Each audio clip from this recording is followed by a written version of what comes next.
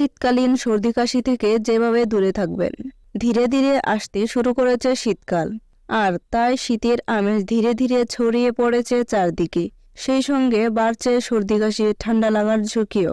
ঝাঁকিয়ে শীত পড়লে সর্দি কাশির প্রকোপ আরো দ্বিগুণ হবে। তবে শীত আসার আগেই ঘরে ঘরে অনেকেই অসুস্থ হয়ে পড়েছেন। ফ্লু হলো শীতকালের একটি সাধারণ সমস্যা, মূলত ভাইরাস সংক্রমণের ফলেই এমন হয়। শীতকালে ঠান্ডা লেগে শ্বাসকষ্টের সমস্যা অনেকেরই বেড়ে যায়, তাই আগে থেকে সতর্ক হওয়া জরুরি। হাঁচি, কাশি, জ্বর, নাক বন্ধ, গলা ব্যথা এগুলি হলো ফ্লু এর সাধারণ লক্ষণ। এর মধ্যে একটি উপসর্গও যদি 3 দিনের বেশি থাকে তাহলে চিকিৎসকের পরামর্শ নিতে হবে। সাধারণ জ্বর, সর্দি কাশি হলে অনেকে বিষয়টিকে গুরুত্ব দিয়ে দেখেন না, শারীরিক অসুস্থতা নিয়েই অনিয়ম করতে থাকেন। ফলে ভেতরে ভেতরে আরো ঝাঁকিয়ে বসতে থাকে রোগ, সেখান থেকে সংক্রমণ বাড়াবাড়ি আকার ধারণ করে। তাই ঠান্ডা লাগার সমস্যা কোনোভাবেই এড়িয়ে গেলে চলবে না। শীতকালীন এই সংক্রমণ থেকে দূরে থাকতে অবশ্যই কিছু সতর্কতা অবলম্বন করা জরুরি। চলুন জেনে নেওয়া যাক শীতকালে ঠান্ডা কাশি থেকে কিভাবে দূরে থাকবেন সেই সম্পর্কে। নাম্বার 1, নিজের শারীরিক পরিস্থিতি সম্পর্কে ওয়াকিবহাল থাকুন।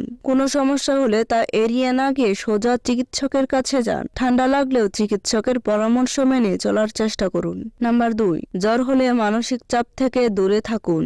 অত্যধিক উদ্বেগের কারণে শরীর আরো কাহিল হয়ে পড়তে পারে, তাই এ সময় পর্যাপ্ত বিশ্রাম নেওয়া জরুরি। নাম্বার 3, জ্বর সর্দি কাশি হলে মুখরোচক খাবার খেতে ইচ্ছে করে, কিন্তু এ সময় বাড়ির খাবার খাওয়া সবচেয়ে বেশি জরুরি। বাইরের তেল মশলাদার খাবার খেলে প্রতিরোধ ক্ষমতা কমে যেতে পারে। নাম্বার 4, বেশি করে পানি খেতে হবে।